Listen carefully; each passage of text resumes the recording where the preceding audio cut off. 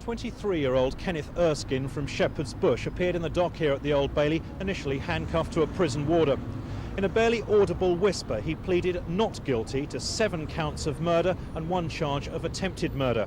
His alleged victims were aged between 67 and 94, and they were apparently killed between April the 9th, 1986 and July the 23rd, the date of the royal wedding.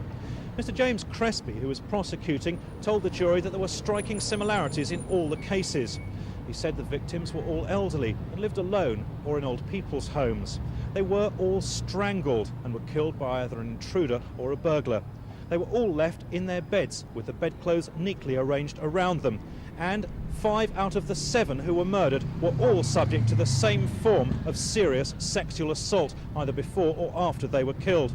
The first of Erskine's alleged victims was 78-year-old Eileen Ems from Wandsworth, killed around June the 9th. About the same time as 67-year-old Janet Cockett, who lived on the Overton Road estate in Stockwell.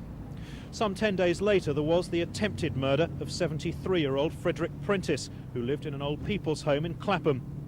The following day, an intruder here at the Somerville Hastings House old people's home in Stockwell claimed 2 victims. The first, 81-year-old Valentine Gleam, and then, probably very soon afterwards, said Mr. Crespi, his neighbour, Zbigniew Stravava, who was 94.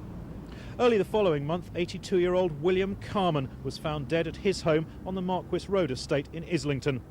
10 days later, a second victim was found on the Overton Road estate in Stockwell, William Downs, aged 74.